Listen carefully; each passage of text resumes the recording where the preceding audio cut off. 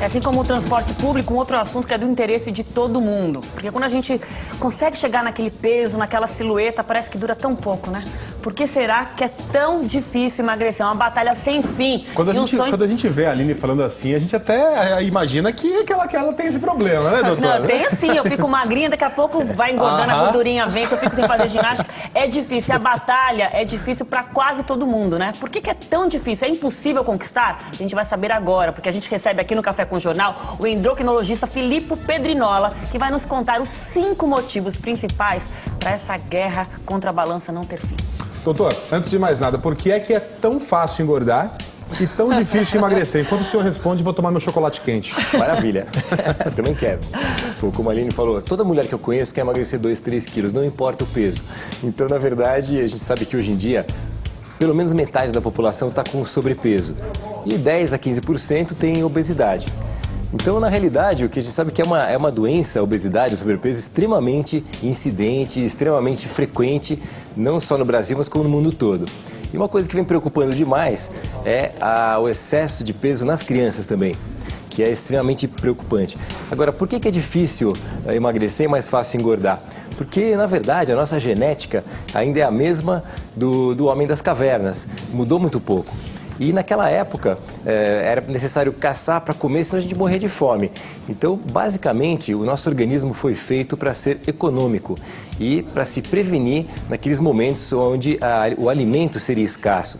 E hoje em dia é muito fácil conseguir, a gente pede um delivery, recebe ou na esquina, existem alimentos extremamente calóricos, com uma densidade calórica muito grande, ou seja, o alimento está muito à disposição, somado aí ao sedentarismo. Boa parte da população é sedentária. E então por isso que facilmente as pessoas engordam. O ambiente que nós vivemos hoje é um ambiente obesogênico, ou seja, favorece muito o ganho de peso. E para emagrecer é importante uma modificação de hábitos. E uma das coisas mais difíceis que para o ser humano é realmente modificar efetivamente, a médio e longo prazo, algum hábito de vida.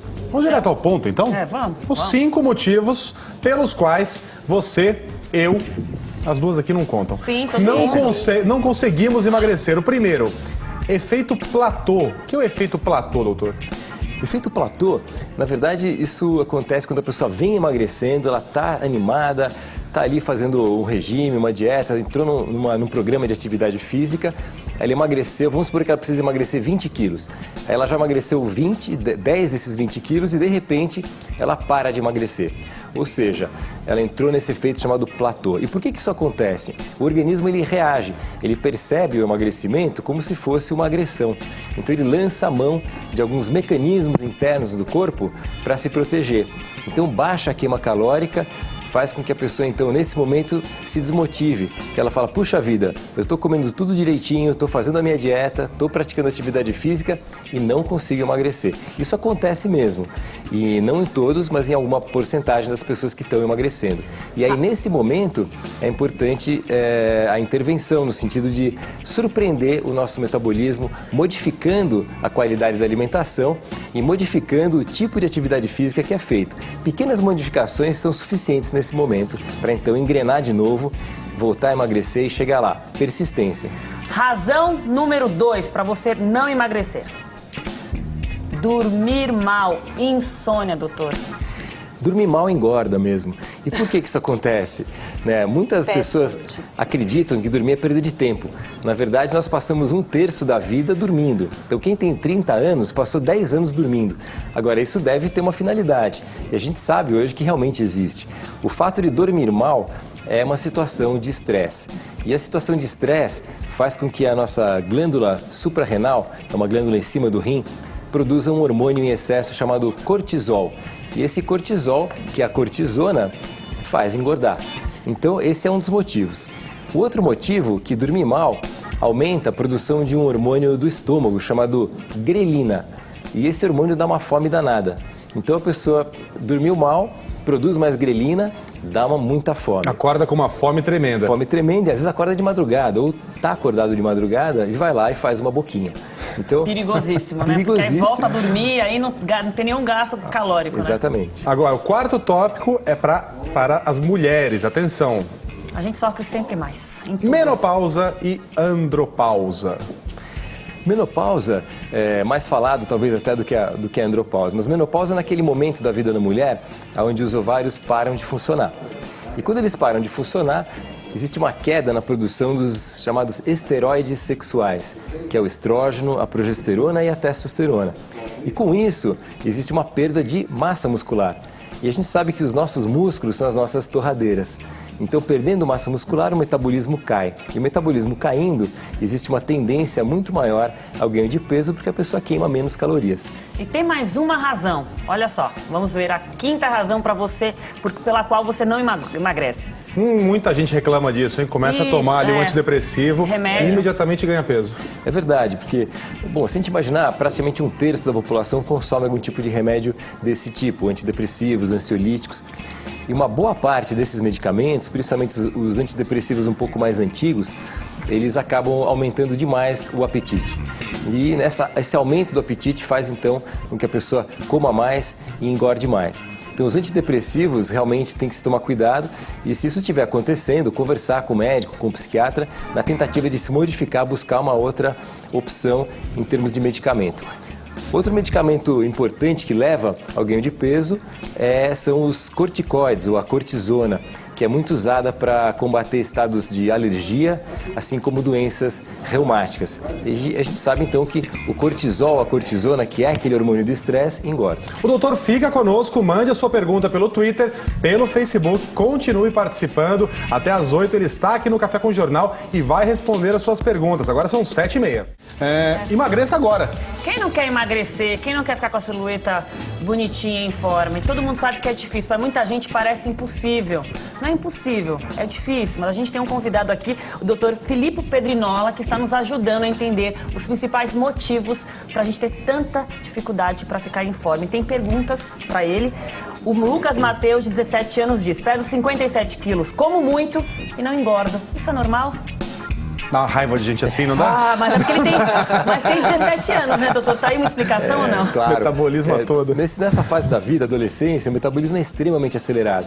E normalmente o adolescente com 17 anos de idade tem uma atividade intensa, faz esporte, não para quieto.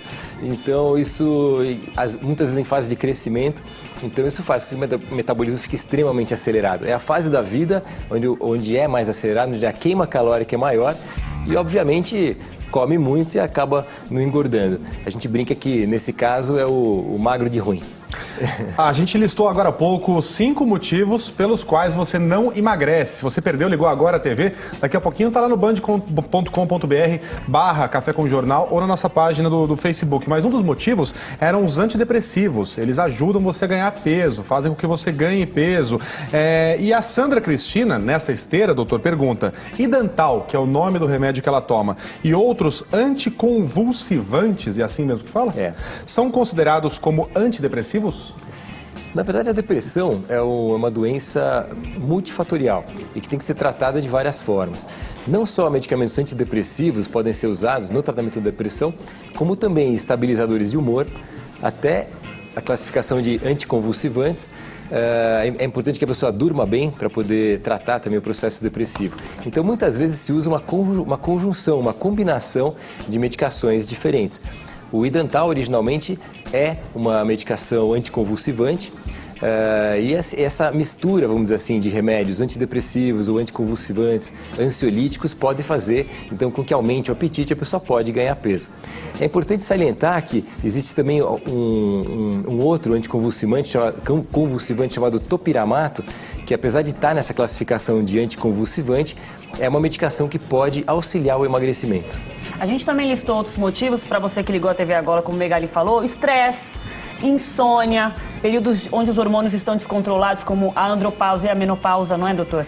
Verdade. E nesse sentido também, não só os hormônios sexuais, como que envolvem a menopausa e a andropausa, que abaixam o metabolismo, fazem com que a gente perca massa muscular e leva ao ganho de peso naturalmente, mas também a tireoide, que é uma glândula pequena, mas apesar de pequena, apesar de pesar aí 12, 15 gramas e fica aqui na região anterior do pescoço, é uma glândula poderosa, porque ela produz o T3, o T4, que são os hormônios da tireoide que regulam o metabolismo. Comer antes de dormir. Comer antes de dormir. Comer antes de dormir é um pouco, depende do quê, né? Vamos supor, se a pessoa treina de manhã, é importante que ela coma um carboidrato do bem à noite, né? E o carboidrato do bem qual que é? O integral. Vamos fugir daquele carboidrato refinado, que é a farinha branca, o açúcar, o álcool. Tudo que é bom, pãozinho francês, arrozinho branco da mamãe, soltinho, faz parte. Faz parte, né? Acho que as pessoas têm muita dificuldade de entender. A minha altura é qual deveria ser o peso ideal? E a gente tem aqui uma telespectadora, o Michel, na verdade, diz que está com 88 quilos agora e tem 1,85 de altura. Ele deveria perder mais, porque não necessariamente você tem que ser muito magro para ser saudável, né, doutor? É verdade. Nesse ponto ali, no caso do Michel, né? Essas tabelas de peso e altura são completamente furadas. O que é importante mesmo é a composição corporal da pessoa. Se você pega, por exemplo, um fisiculturista, uma pessoa que pratica musculação, ele é muito pesado, ele pode ter de repente menos, até 1,75 de altura, pesar 85 quilos e ser magro, né? Porque ele tem muita massa muscular e músculo pesa. Então, simplesmente pelos números é difícil a gente saber, porque essas tabelas não nos dizem realmente o estado dele. De repente ele é um esportista, tem muita massa muscular e esse peso para ele está ótimo. Doutor Filippo Pedrinola, endocrinologista. Espero que tenha ajudado quem está em casa. Me ajudou um pouquinho, doutor. Que bom, A mim fico também. feliz. Vamos ver se eu vou estar fininho na semana que vem. A TV engorda, viu, pessoal? 5 quilos. Se você comer a TV, principalmente.